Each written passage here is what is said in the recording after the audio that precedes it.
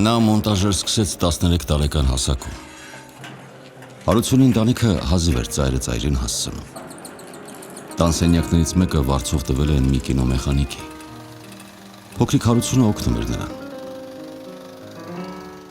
Մի քանի դիտումից հետո հոգնում էր այդ ֆիլմերից ու կտրատում էր իրեն դուր չեկած մասերը։ Այդպես մոնտաժեր սովորեց։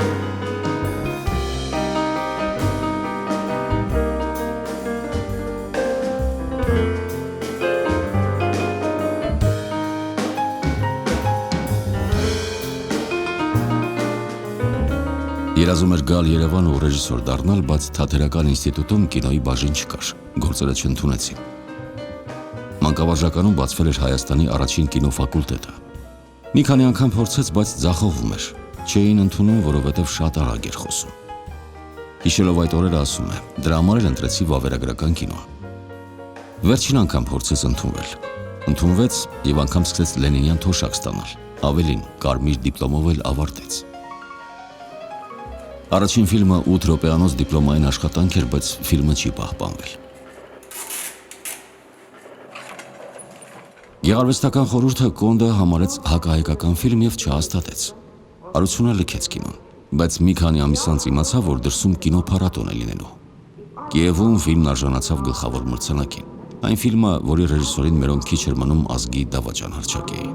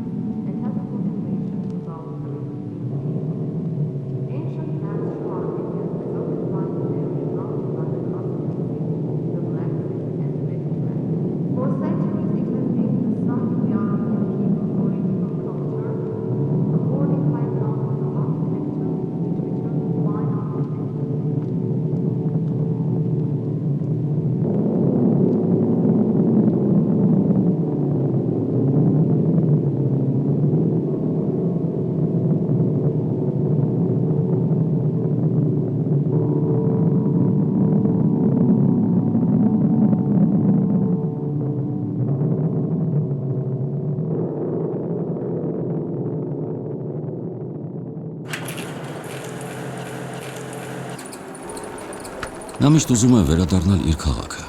պարբերաբար գնում է ախալքալակ ու կինո նկարում։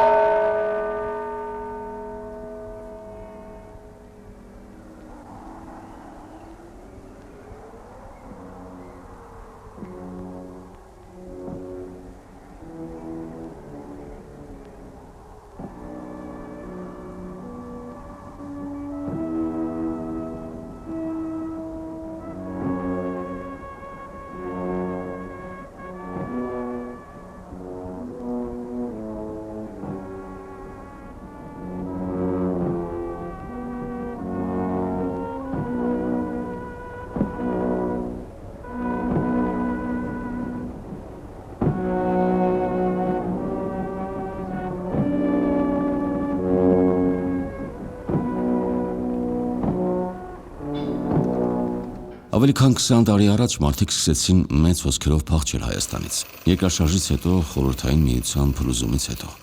Հարությունը ճանաչում էր նրանցից ոմանց ու 1987 թվականից գնաց նրանց հետևից որպես ընկեր, զրուցակից եւ տարեգիր կինոգործիչ։ Հավատք, հույս, սեր եւ մկրտություն։ Գնքար երեխայից ինչ խնդրես։ Հավատք, հույս, սեր եւ մկրտություն։ Ինչ է լավը դու գիտես։ Դու գիտես ինչ բան, հա։ Լավը։ Ինչ հապ է ասալատենա։ Լավ է, որ դու ապրես քո ազգի մեջ։ Դու կարծում ես էդ է լավը։ Բայց դու կարող ես քո ազգի մեջ ապրես, բայց իրան պետքական չլնես ու իրան վնաս տաս։ Ու դա լավը պետք է լինի։ Իսկ կարող քո ազգին Ինչ։ Ովքեր, հա։ Դու դի փախնես։ Չէ, սպասի։ Կարող է ազգը, որ դու ասես ազգ, չէ։ Այդ բոլորովին են չի, ինչ որ դու հասկանում ես քո մեջ։ Այլ մի ուրիշ բան է։ Сидя, я тебе сказал. Դրա համար ըստ էության չկա խաղարկային ու վավերագրական կինո։ Կա կինո, որի լեզվին ինքը տիրապետում է ու կարող է այնպես պատմել պատմությունը, ինչպես միայն ինքն է այն տեսնում, ինչպես միայն ինքն է զգում ու հասկանում։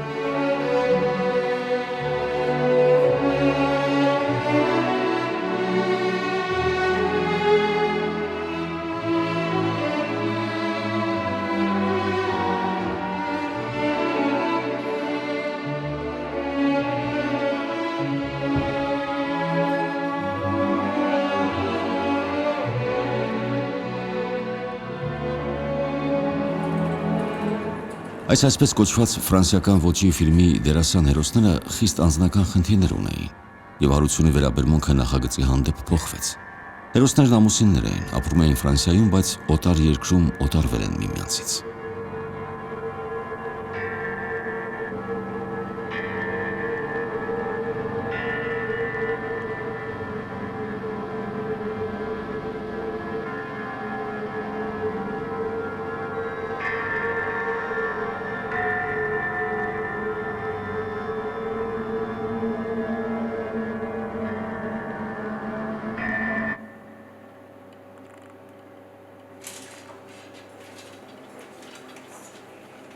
Իրեն միշտ հետաքրքրել է վավերագրողի կերպարը։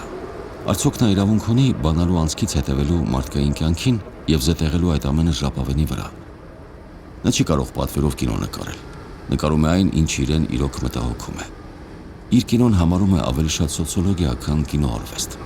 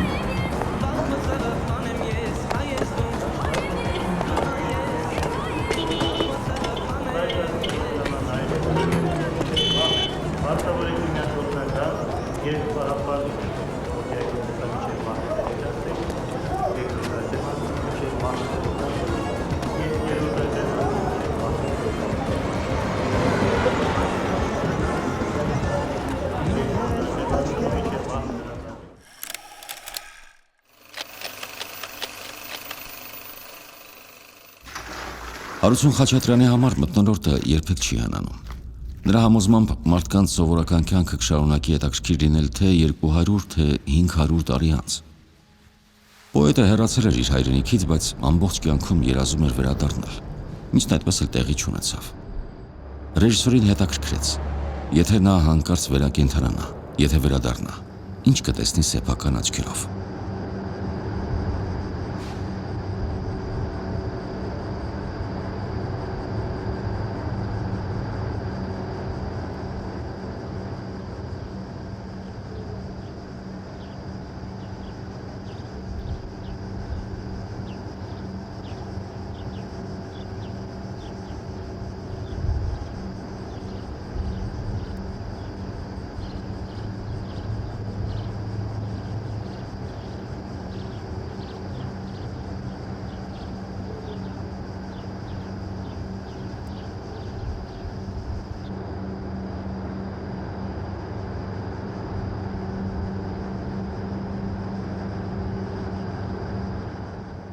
Սահման ֆիլմին Գոմեշին շատ երկար փնտրեց։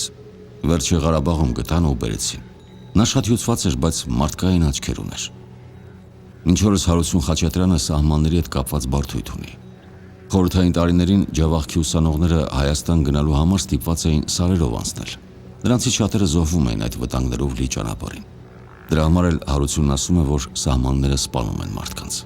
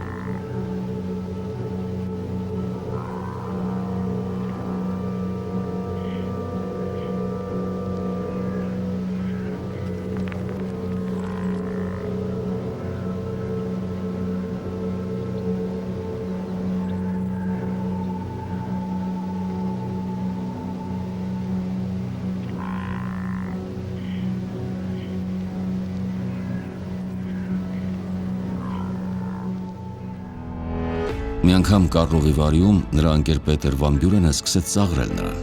Հայաստան, այդ ինչ երկիր է, որ անգամ միջազգային կինոփառատոն չունի։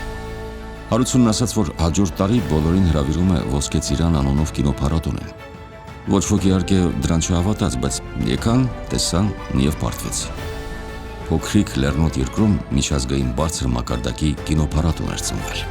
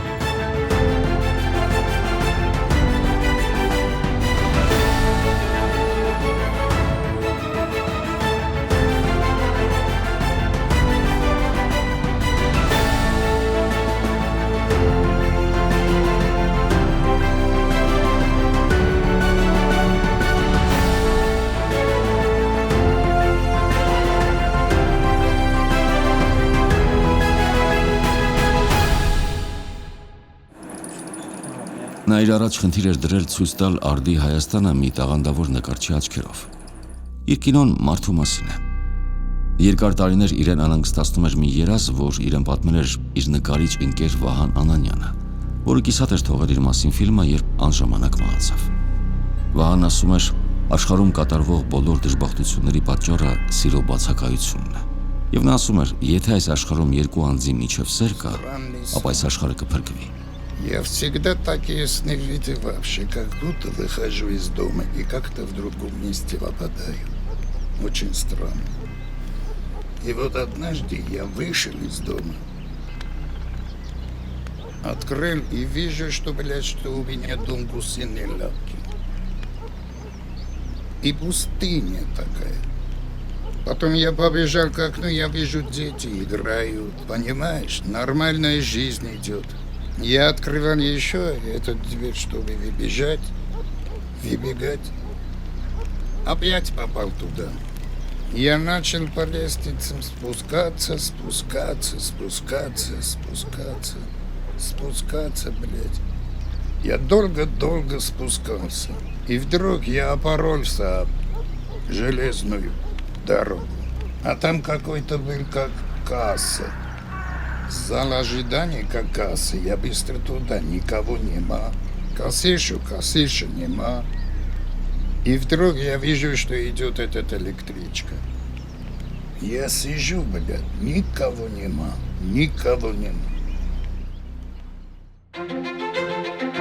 Հայ եւ համաշխարհային կինոյում Հայաստանի Հանրապետության ժողովրդական արտիստ, պետական մրցանակի դափնեկիր, կինոռեժիսոր Հարություն Խաչատրյանի ունեցած մեծ ավանդի խոսուն վկայությունն է նրա բազմաթիվ նվաճումների անգամ այս համառոտ ցանկը։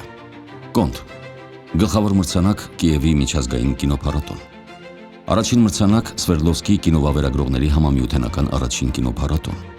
Սպիտակ քաղաք, Արծաթե Սեստերցի մրցանակ, Նեոնի միջազգային կինոփառատոն։ Վերադարձ ավետյաց երկիր, միջազգային 3 մրցանակ։ Վավերագրողը, մրցանակ, Կարլովի Վարիի ակարգի միջազգային կինոփառատոն։ Պոետի վերադարձը, գլխավոր մրցանակ, Իրանի Քիշ կղզու միջազգային կինոփառատոն։ Սահման, Wordfest-ի Ռեմի Պլատինում մրցանակ, ԱՄՆ-ի Հյուսթոն քաղաքի միջազգային կինոփառատոն, գլխավոր մրցանակ, Անտալիայի միջազգային կինոփառատոն։ Անվերջ փախուստ, հավերժ վերադարձ, գլխավոր մրցանակ, Թուրինի միջազգային կինոփառատոն։ Ոսկե Ծիրան միջազգային կինոփառատոն, բազմաթիվ միջազգային ամենաբարձր կարգի մրցանակներ։ Հարություն Խաչատրյան, մշակույթի եւ գրականության ասպետ մրցանակ, Ֆրանսիայի կառավարություն հատուկ մրցանակ համաշխարհային կինոյում ունեցած մեծ ավանդի համար։ Թբիլիսիի միջազգային կինոփառատոն, Սուրբ Գեորգիի մրցանակ, Մոսկվայի միջազգային կինոփառատոն։ Երկու առաջին մրցանակ Ռուսաստանի կինոգետների եւ կինոլրագրողների գիլդիա եւ բազում այլ մրցանակներ։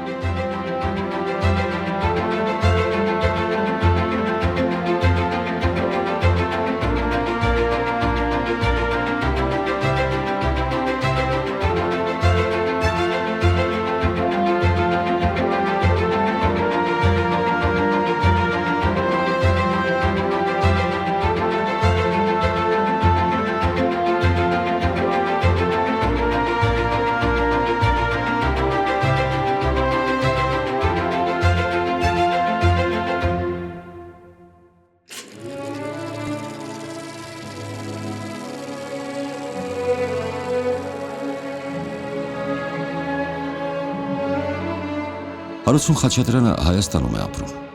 Ասում է, ես անվերջ փախուստի ու հավերժ վերադարձի մեջ եմ։ Ես վախենում եմ նայել իմ ֆիլմերը։ Սպասում եմ, որ բոլորը նայեն եւ հետո նոր մտնում եմ դահլիճ։